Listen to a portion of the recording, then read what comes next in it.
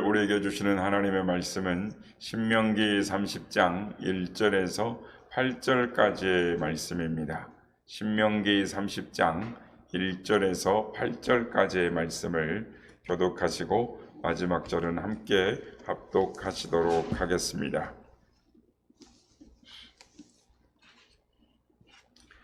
내가 내게 진술한 모든 복과 저주가 내게 임함으로 내가 내 하나님 여호와로부터 쫓겨간 모든 나라 가운데서 이 일이 마음에 기억나거든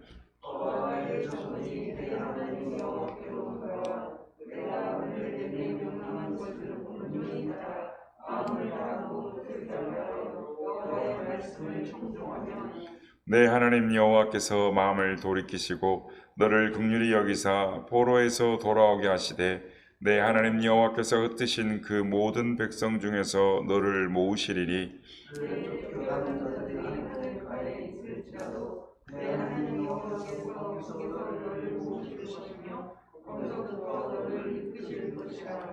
내 하나님 여호와께서 너를 내 조상들이 차지한 땅으로 돌아오게 하사 내게 다시 그것을 차지하게 하실 것이며 여호와께서 또 내게 선을 행하사 너를 내 조상들보다 더 번성하게 하실 것이며 내 하나님 여호와께서 내 마음과 내 자손의 마음에 할례를 베푸사 너로 마음을 다하여 뜻을 다하여 내 하나님 여호와를 사랑하면서 너로 태생을 얻게 하실 것이며 내 하나님 여호와께서 내 적군과 너를 미워하고 핍박하던 자에게 이 모든 저주를 내리게 하시리니 너는 돌아와 다시 여호와의 말씀을 정종하고 내가 오늘 내게 명령하는 그 모든 명령을 행할 것이라.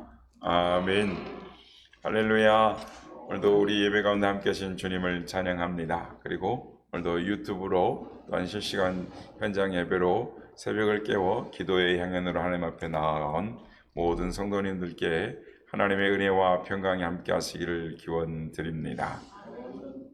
오늘의 말씀은 이스라엘 백성들에게 범죄하였을지라도 돌이키면 회개하고 돌이키면 모든 죄를 사하시고 축복하시겠다라는 하나님의 말씀입니다. 오늘 1절 말씀은 이렇게 시작합니다. 내가 내게 진술한 모든 복과 저주가 내게 임함으로 내가 내 하나님 여호와로부터 쫓겨간 모든 나라 가운데서 이 일이 마음에서 기억나거든이라고 말씀합니다. 마음에서 기억나거든이라고 말씀을 합니다. 이스라엘 백성들이 범죄하여 다른 나라로 끌려가서 고통 가운데 있을 때에 하나님의 말씀이 생각나거든 돌이키라라고 말씀합니다. 무엇이 잘못되었는지 하나님이 그들의 마음에 회개의 마음을 주실 때 그들의 마음속에 무엇이 잘못되었는지를 깨닫게 하실 때에 그 말씀에 순종하여 회개하고 돌이키면 모든 것을 용서하시고 축복하시겠다라고 말씀을 합니다. 이 말씀은 오늘 우리에게도 마찬가지입니다. 하나님은 우리가 범죄할 때 우리의 마음에 하나님의 말씀이 생각나게 하십니다. 하나님이 우리의 마음에 생각나게 하실 때 돌이켜야 하는 것입니다. 하나님이 우리의 마음에 계속 말씀하시는데 고집을 피우고 거절하면 결국에는 매를 맞고 돌아오는 것입니다. 우리 주위에 하나님께 돌아오는 분들의 말씀을 들어보면 끝까지 고집을 피우다가 결국에는 사랑의 매를 맞고 돌아왔다라는 말씀을 듣습니다. 그러므로 하나님께서 회개의 마음을 주실 때 재빨리 돌이키는 우리가 되어야 될 줄로 믿습니다. 오늘 이 시간에는 회개할 때 어떤 축복이 임하는지를 살펴보므로 은혜를 받고자 합니다. 그러면 회개할 때 하나님은 어떤 은혜를 주십니까? 오늘 아침에는 두 가지를 살펴보므로 은혜를 나누고자 합니다. 첫째로 하나님이 긍휼히 여겨주시고 모든 것을 회복시켜 주시겠다라고 말씀합니다. 3절에 보면 하나님께서 마음을 돌이키신다라고 말씀합니다. 여러분, 하나님 앞에 회개하면 이 회개가 하나님의 마음을 돌이키는 능력이 있습니다. 진노하신 하나님의 마음을 돌이키는 비결은 회개하는 것입니다. 회개는 빨리 할수록 좋습니다. 지혜로운 사람은 회개를 빨리 합니다. 회개는 지체하지 말고 해야 되는 것입니다. 죄를 범한 것이 깨달아지면 그 자리에서 회개해야 합니다. 회개를 늦게 하면 결국 매를 맞기 때문에 손해를 많이 보기도 하고 또한 상처도 많이 받고 고통을 많이 당하게 됩니다. 그러므로 회개를 하는 것을 빨리 하는 것이 좋습니다. 회개하는 사람에게는 하나님의 마음이 약해지십니다. 몽둥이로 때리다가도 회개하면 때릴 수가 없습니다. 그러므로 회개는 빠를수록 좋습니다. 회개가 그만큼 축복이 되고 힘이 되는 것입니다. 하나님의 마음을 움직이게 되기 때문입니다. 당자가 회개하는 마음으로 아버지께 돌아오니까 못되고 방탕한 아들이었지만 아버지는 당자를 보고 한마디도 책망하지 않습니다. 회개하고 돌아오는 자에게는 책망하지 않고 모든 것들을 용서하시고 받아주시는 것입니다. 회개하지 않는 자에게 책망하시는 것입니다. 우리 하나님은 자비하셔서 회개하는 자를 다 받아주시고 어떤 것도 회개하면 다 용서해 주시는 줄 믿으시길 바랍니다. 그러므로 끝까지 고집 피우지 마시고 두려워하지 마시고 아들을 주시기까지 우리를 사랑하시는 그 하나님의 사랑을 신뢰함으로 하나님 앞에 돌이키는 우리 모두가 되시길 주의 이름으로 축복합니다. 그런데 주의할 것이 있습니다. 회개하는 사람은 반드시 회개의 열매가 있어야 합니다. 하나님께 돌이키기만 해서는 안 되는 것입니다. 하나님께 돌아왔으면 하나님의 말씀을 청종해야 합니다. 하나님의 말씀을 잘 듣고 하나님의 말씀대로 살아야 하는 것입니다. 이것이 회개한 사람에게 나타나는 열매인 것입니다. 이렇게 회개의 열매가 나타나면 문제가 해결되는 것입니다. 축복의 문이 활짝 열리는 것입니다. 우리가 하나님 앞에 회개하고 잘못을 뉘우치고 돌이키는 마음이 중요하지만 그것으로 끝나면 안 됩니다. 반드시 열매가 있어야 하는 것입니다. 옛날에는 말씀대로 살지 않고 말씀에 귀도 안 기울였지만 이제는 말씀에 귀 기울이고 하나님의 말씀대로 순종하며 살아갈 때 하나님의 마음을 감동시키게 되는 것입니다. 그러면 축복의 문이 활짝 열리는 것입니다. 회개의 열매가 얼마나 중요한지 모릅니다. 우리의 삶 가운데 회개의 열매가 나타나면 어떤 문제도 해결되는 것입니다.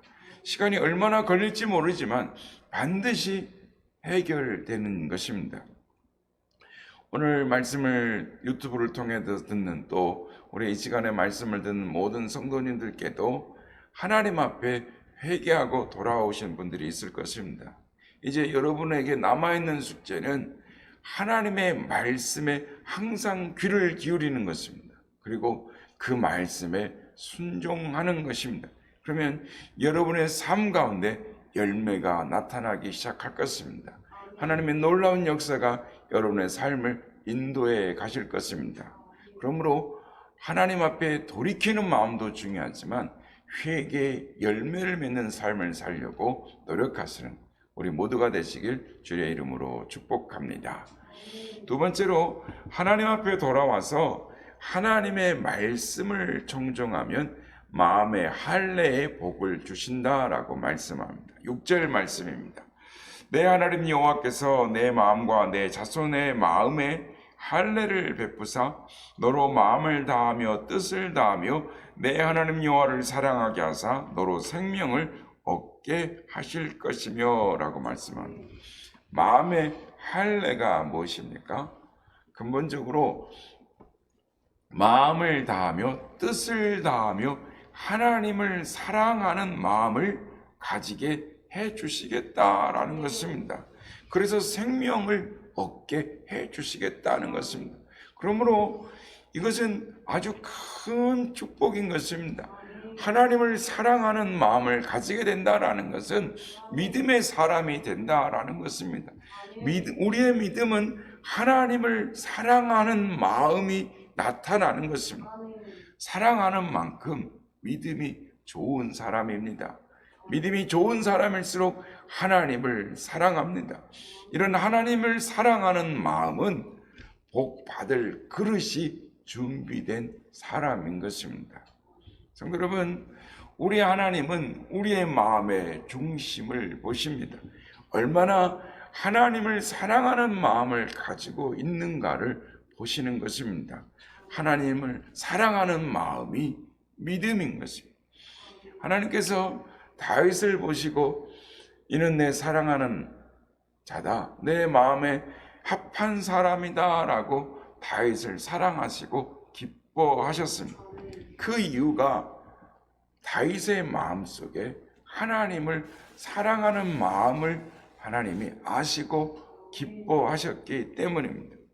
여러분, 하나님을 사랑하는 마음이 있습니까? 언제나 하나님을 사랑하는 마음을 가지시기를 바랍니다. 이것이 얼마나 귀하고 얼마나 큰 축복이며 하나님의 사랑을 받게 하는지를 모릅니다. 그러므로 하나님을 사랑하는 마음을 생명과 같이 지키십시오. 어떤 상황에서도 하나님을 사랑하는 마음을 가지시기를 바랍니다. 오늘날 모든 그리스도인들의 큰 문제는 하나님을 사랑하는 마음이 없다라는 것입니다. 모든 문제의 원인을 밝혀보면 하나님을 사랑하는 마음이 없어서 그렇습니다. 하나님을 사랑하는 마음이 없기 때문에 말씀대로 살지 않습니다. 하나님을 사랑하는 마음이 없기 때문에 하나님의 뜻대로 살 생각을 하지 않습니다. 하나님을 사랑하는 마음이 없기 때문에 거룩하게 살려고 하지 않습니다. 하나님을 사랑하는 마음이 없기 때문에 하나님보다 돈을 더 사랑합니다. 하나님을 사랑하는 마음이 없기 때문에 충성하지 않고 헌신하지 할 생각을 하지 않습니다. 하나님을 사랑하지 않기 때문에 하나님을 위한 꿈이 없습니다. 하나님을 위해서 뭘 할까 전혀 생각하지 않고 자신만 생각하는 것입니다. 모든 문제는 하나님 사랑하는 마음이 없어지면 생겨나는 것입니다. 신앙 생활의 모든 문제는 거기서 생기는 것입니다. 우리 성도들에게 하나님을 사랑하는 마음이 있다면 하나님의 사랑과 축복을 받는 것은 물론이고 문제 해결하지 못할 문제가 없는 것입니다. 그런데 하나님을 사랑하는 마음이 없습니다. 얼마나 답답하고 안타까운 일인지 모릅니다. 아무리 어려움이 온다고 할지라도 하나님을 사랑하는 마음이 있으면 아무것도 걱정할 필요가 없습니다. 하나님을 사랑하는 자, 곧 그 뜻대로 부르심을 입은 자들에게는 모든 것이 협력하여 반드시 선을 이루게 해주신다라고 말씀하십니다. 이 말씀을 믿으시는 여러분 되시길 바랍니다. 어려운 일이 생기면 부정적인 생각이 듭니다. 부정적인 생각을 하기가 쉽습니다. 그러나 이런 마음을 갖지 마시고 그때는 내 마음속에 하나님을 사랑하는 마음이 있는가를 먼저 생각하시기를 바랍니다. 확인하시길 바랍니다. 우리 마음에 하나님을 사랑하는 마음이 있다면 아무것도 걱정할 필요가 없습니다. 요셉은 형제들에 의해 죽임을 당할 뻔했습니다. 얼마나 불안했겠습니까? 노예로 팔려 쇠사슬에 묶여 끌려갈 때 얼마나 절망적이었겠습니까? 압이 캄캄했을 것입니다. 앞으로 얼마나 고생해야 될까 생각도 못하고 두려워 떨었을 것입니다. 부정적인 생각을 한없이 할 수밖에 없었을 것입니다. 그러나 하나님께서 그 길을 인도하신 것은 결국 그를 애굽의 총리로 세우셔서 하나님의 영광을 나타나게 하시고 또한 이스라엘 민족을 고센 땅으로 오게 해서 70여 명밖에 되지 않는 그 이스라엘 백성들을 수백만 명의 민족으로 번창케 하시는 하나님의 큰 계획을 이루게 하셨습니다. 하나님을 사랑하는 믿음이 있는 사람은 아무리 절망적인 상황에 처한다 할지라도 걱정하지 마시길 바랍니다. 지나고 나 보면 더 좋은 일이 기다리고 있고 더 잘 될 것입니다. 더 좋은 축복이 있을 것입니다. 여러분, 요셉이 노예 생활할 때 하나님이 함께 주셨다라고 말씀합니다. 우리의 삶 가운데 하나님이 함께 하시는 사인만 있다면 아무것도 걱정할 필요가 없는 것입니다. 모든 것이 합력하여 선을 이루어 주시기 때문인 것입니다. 그러므로 우리가 하나님을 사랑하는 마음을 늘 가지고 있는 것 자체가 축복인 것입니다. 하나님이 그 사람의 앞길을 책임지고 모든 것을 합력하여 선을 이루게 하시는 것입니다. 여러분에게 걱정거리가 있다 할지라도 하나님을 사랑하는 마음이 있다면 걱정할 필요가 없습니다.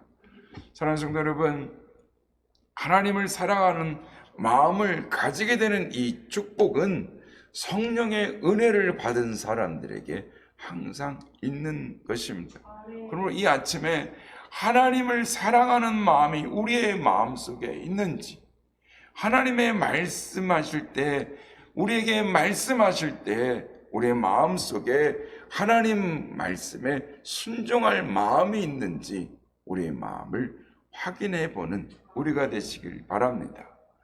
은혜 받은 사람들의 특징은 하나님을 사랑하는 마음이 항상 있다라는 것입니다.